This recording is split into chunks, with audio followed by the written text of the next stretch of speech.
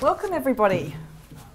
I'm very excited to be the first cab off the rank for the inaugural Victorian Leaders. It's a really exciting journey we're about to go on, so thank you for being present for my workshop. I'm your HR industry expert for the series, which means that myself and my team are here to help you with everything people related. So anything to do with yourself and your staff, your team, management, I'm here to help you. I've got some supporters here with me. Jane Shand at the back, she's one of our HR strategists, and Ben Watts is one of our HR directors as well. So we're here to help you, and please utilise our support throughout this journey. We're here at every Victorian Leaders session, but also on the phone or email, whatever you need. All right, so firstly, just a little bit about how I've come to be here. I was actually where you're sitting. In 2011, I joined Queensland Leaders as a member. So I've been through the journey you're about to go through and became part of the alumni, and now am an industry expert for Queensland Leaders and here in Victoria, and will also be in New South Wales. So I think that shows that I'm a big supporter of the International Leaders Network and the work that's being done. I've received a lot of value myself, and I want to be a part of it as much as possible and give back as much as possible. So I think that shows a lot, and I must say one of the best things about this program is the people you meet. It's the networks, so make the most of that, because I've met some amazing people over the last few years, and I'm looking forward to getting to know everyone here.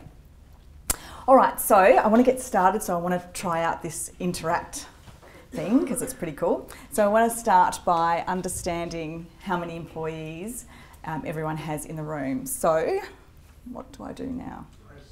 Next one? Okay, so tell me, you can vote now. Very interesting. So majority of the room is that SME space, which is what we expected. So that gives me a really good understanding, and for each other, that you're all going to have probably similar challenges in relation to your people. There's a lot of people around the room that have got around about the same amount of people that you do. So that's great to know. Okay, and I also want to know, who has a dedicated HR team or a trained HR person in your business that's actually supporting you? Vote now. All right, so that's certainly not uncommon when we look at how many staff the majority of businesses have here. So one of the really important things to note is, just like you can outsource your accounting and your IT and your marketing, you can also outsource your HR, and that's exactly what we do, is help those businesses that are at a specific size that you don't really quite need a person on board, but you've got enough staff and enough people to need some support. Does that fall in the neither category? What's that? Outsourced. Possibly. Yeah. I don't think that neither should have been on there actually, but it's probably none. Yeah. HR team, HR person responsible for HR. Yeah, so you don't have no one. So you could have outsourced person, yeah.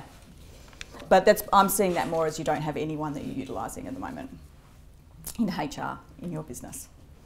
Okay, so it's really important to know that this is one of the key aspects of your business. Obviously, we hear that whole people are your biggest asset. Well, yeah, they are, but actually they're only the biggest asset if they're performing and doing what you need them to be doing. So it's really important that you have a support around you, and utilising each other is a great opportunity to talk about those things.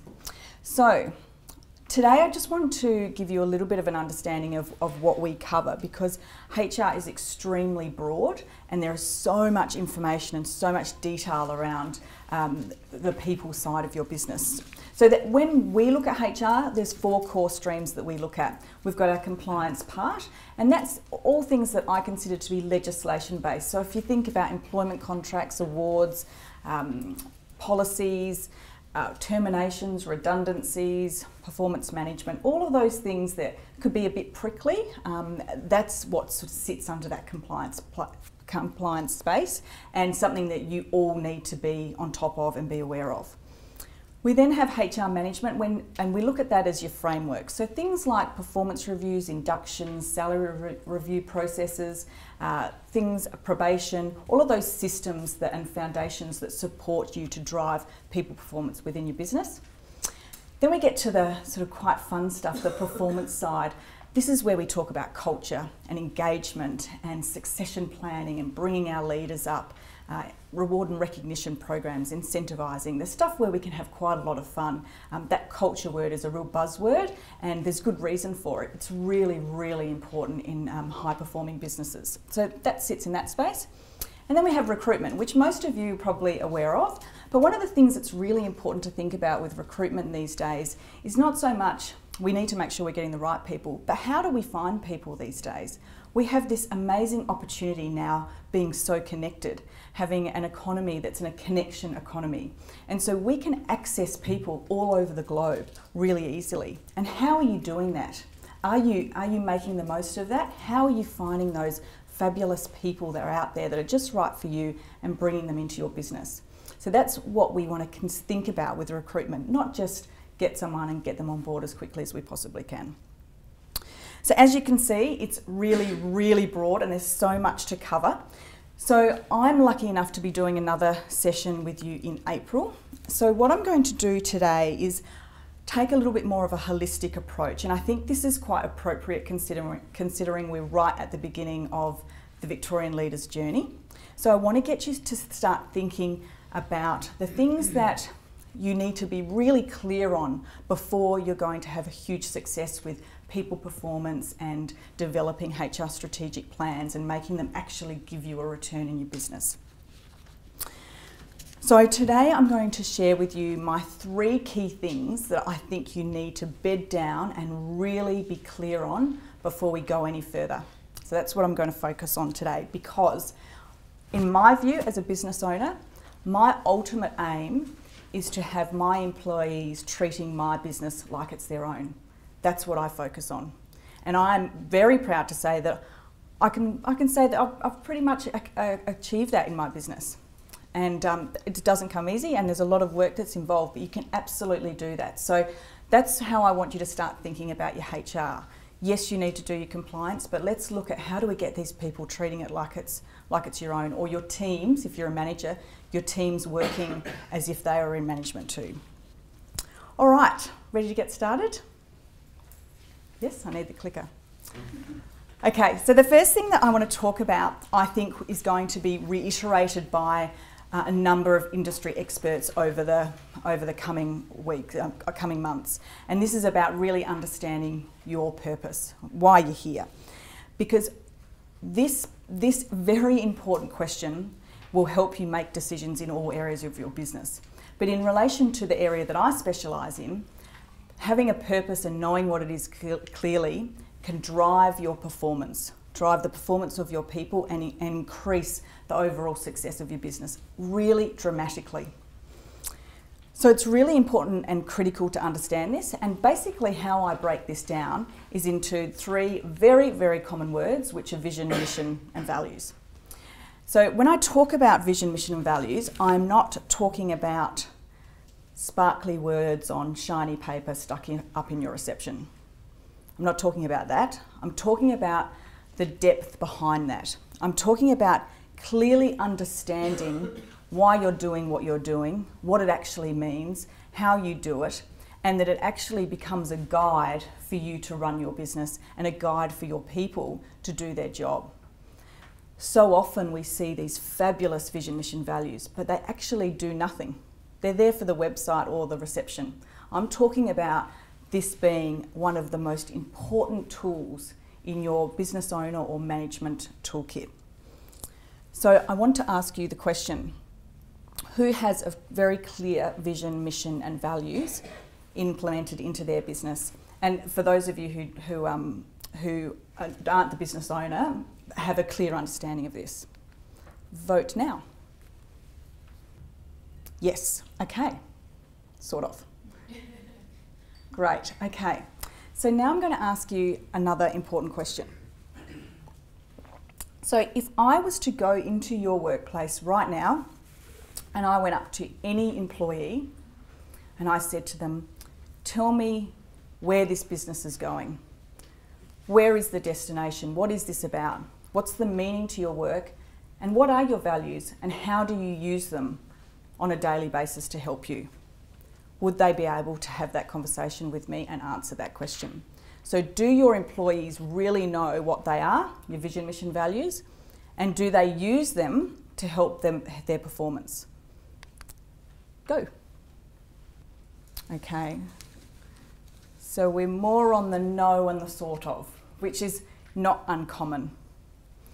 Very rarely, or actually, yeah, very, very rarely have I ever gone into a business and any employee has been able to truly show me how they utilise this very, very important tool that you have, and most of you have, as you've said.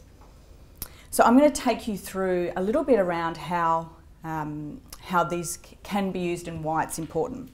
So firstly, looking at the vision, for me, vision is about where the journey's heading. So I always grew up with this saying, it's the journey, not the destination. And I love that. However, when it comes to vision for your business, my view is it's all about the destination. I want to know exactly where we're going. What are we trying to achieve here? We talk about getting the right people on the bus. Well, how can we get the right people on the bus if we can't tell them where that bus is going? I certainly want to know where the bus is going before I know whether it's the right bus for me. So helping your team to understand where is the destination, do you really, really know?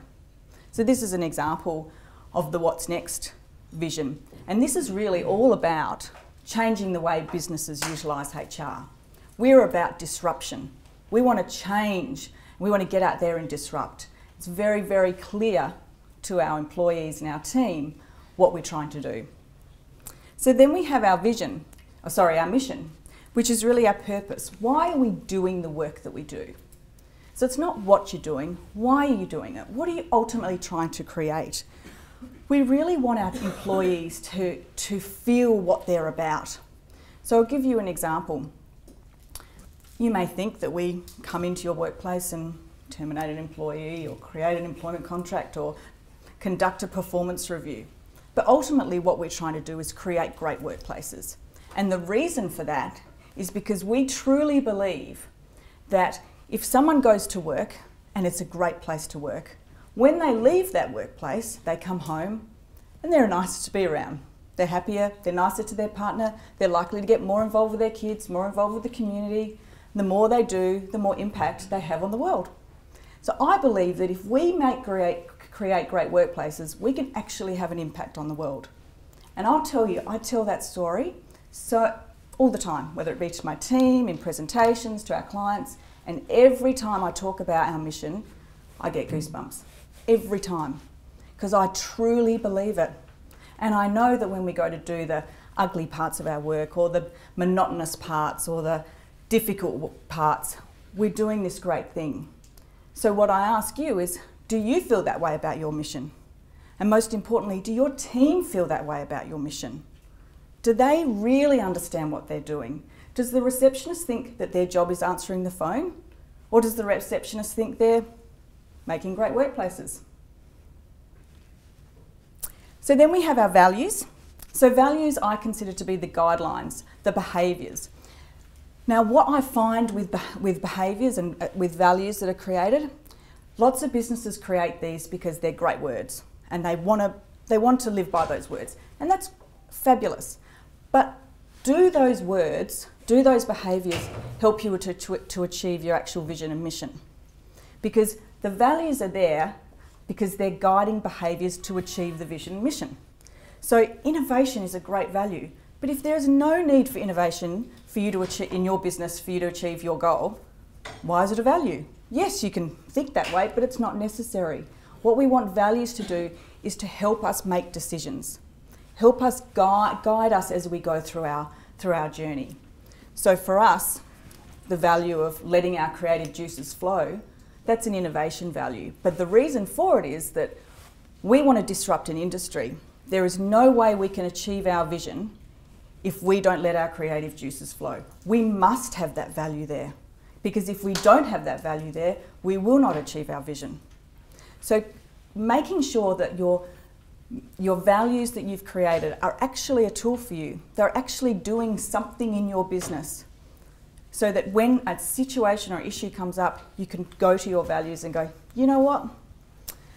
We have to have the confidence to tell it as it is. That's what we commit to, so that's what we're going to do. So vision, mission, values, really, really important to truly understand these and make the most of this fabulous tool that you have in your management toolkit.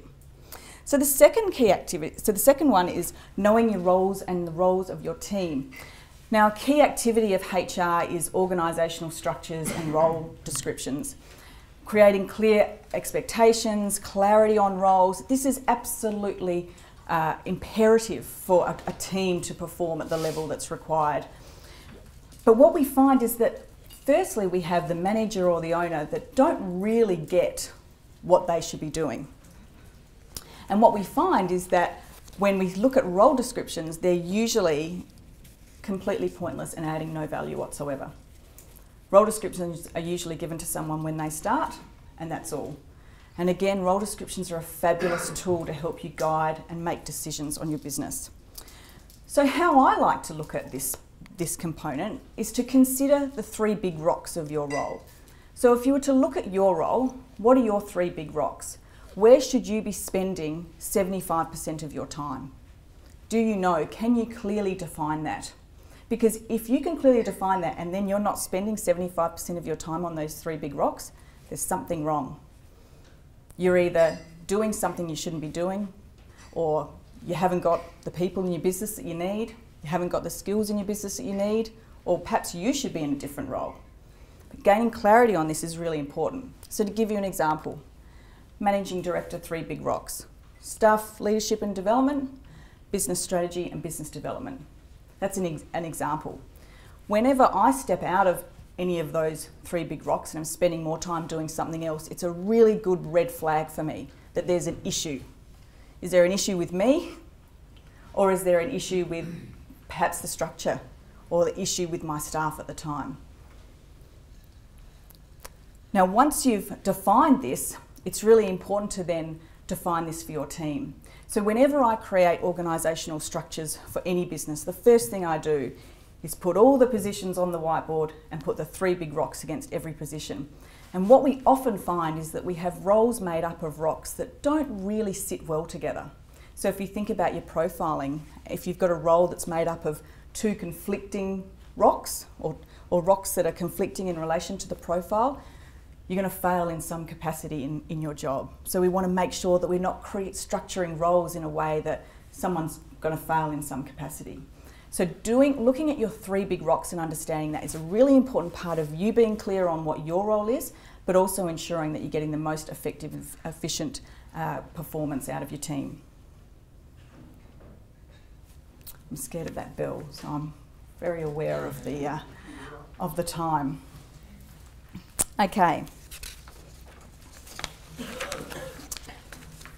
And finally, the third key tool is in relation to knowing yourself and your people. So this really ties into what the exercise you just did that Robert gave you.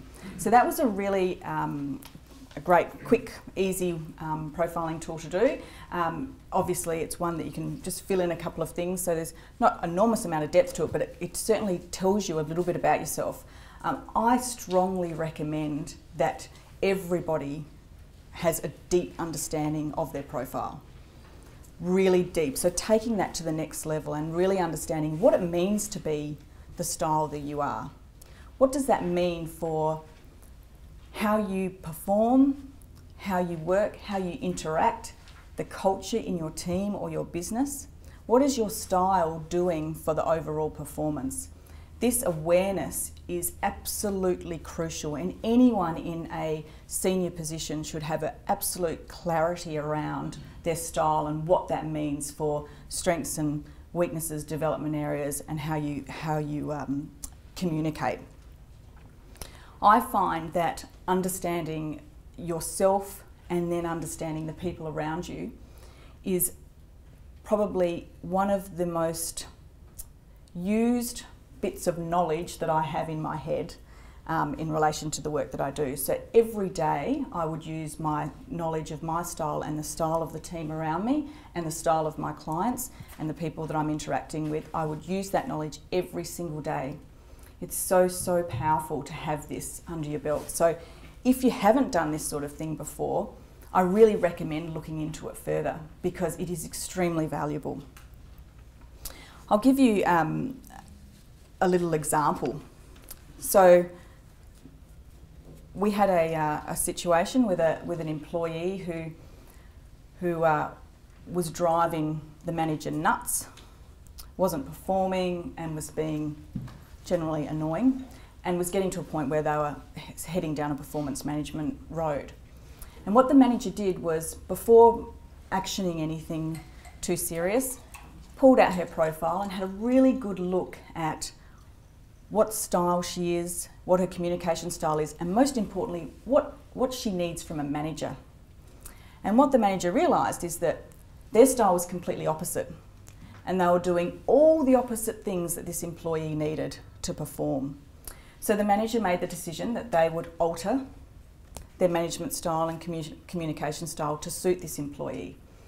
And within 2 months, the performance had significantly increased, the relationship had improved, and that person went on to be with that business for over 4 years and a key member of the team. They then went on to profile all of the team members within their business, because as managers, we have our style, but we cannot stand here and say, you will perform in relation to my style. As a manager, I must adapt my style to the people that I'm trying to get outcomes from. And that's a very, very important skill to have. And this is not just in relation to your employees, but also in relation to your clients. Adapting your style to your clients or your prospective clients to be able to communicate in a way that's going to build rapport with them and get the outcomes that you need. So very, very simple, but has a huge impact and effect. So there are lots and lots of different tools. We use extended disc. The reason that we use extended disc is, one, it's really, really easy to remember, and that's very important when you're implementing into businesses, because people need to remember what yours and their style is, but also that it's a work-based tool. So it really looks at how we're performing and how our styles affect the role that we are in and overall performance. So, but I mean, I'm sure many of you have had disc and all sorts of things, but basically all of them are really similar, and they all come from the same foundation. So it doesn't really matter which tool you use, but I recommend that you do look into this and use these tools to your advantage. So I would love to go into more detail about this. For me to go through DISC is sort of a 2-hour session, but this just gives you an example. And what I'd like you to do is have a look at this and have a look at what profile came out for you, because I'm sure you'll be able to see which one you are, whether you're dominant. I think dominant would be the hustler, no, the politician style. Yeah, so you can have a look at that and you'll be able to see. But again, any of these tools are really, really valuable. Okay, so there are my 3 things. Now I've got a little bit of work for you to do. Jodie, would you mind passing out the homework? I made a commitment to myself 12 months ago that every time that I went to any sort of education session, speaker, series, whatever it was, I would allocate some time within 24 hours, whether it be 10 minutes, to sit down and reflect on what I'd learnt and put in place any action items that I could do. And I can tell you the return on investment that I'm getting from the time I spend on sessions or knowledge workshops has absolutely increased. So that's why I'm giving you some homework to do. This will take you 10 minutes. You don't need to hand it in. But this is about you taking some time to consider the things that I have said to you, because today I have absolutely scratched the surface on about 10% of what I could have gone into detail on these 3 areas. So what I want you to do is take some time to look at these questions, which are basically around understanding your vision, mission, values, knowing what your 3 big rocks are and the big rocks of your team, and understanding yourself and how much do you actually know about your profile. Utilise what you did before I started speaking, because that's a really great place to start. Sit down, have a look at that, do a self-assessment, do an honest self-assessment, and have a think about where you sit, what action items you could take. Because in my view, if everyone put just a little bit more focus on any or all of those three things, you will, I guarantee, you will see a difference in performance, whether it be yourself, but predominantly within your team. I guarantee you. Three very simple things which you would have at your fingertips right now, but you perhaps may not be utilising them or thinking about them the way that, that you will now. Okay, so finally, I just wanted to say to everyone, HR encompasses a lot. There's so much to it. And what we find is traditionally people consider HR to be one of two things. The black and white policy police, that are there about putting in place rules for everyone to follow, or often they become the employee advocate. And they have everyone coming into their office all day long complaining about everything that they can, and HR like to get involved in that and buy into those stories. And so what happens as a result is that businesses see HR as a cost. You got to have it, but it's a cost and it doesn't really add much value. That's not what HR is, and that's not how it should be. So if that is your experience now or in the past, that's not what HR should be doing in your business. It should be helping you to drive commercial decisions, make commercial decisions. It should be helping you to drive performance, to get a return on investment on your people. It's a commercial part of your business. You need to think about it that way. Look at the things that you're doing, everything you're doing, whether it be from a probation discussion to a role description to a performance review to a policy. All of those things can result in a return on investment for your business if it's just looked at the right way. So utilise the support of Wattsnext, but also the people sitting around the tables in front of you. We've all got our staff stories, we've all got our staff experiences that we've had. We're all in the same boat, and it's one of those things that you could talk to anyone and they'll have a story around HR or dealing with their people.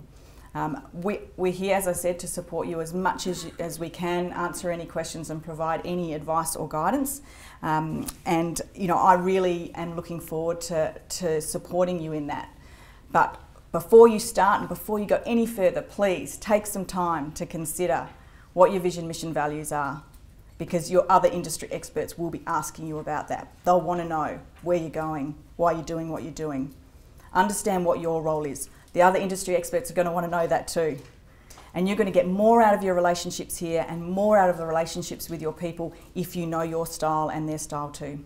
So I trust that that was helpful for you, and I look forward to meeting with you all more closely in the mentoring sessions and talking with you at networking drinks. Thank you.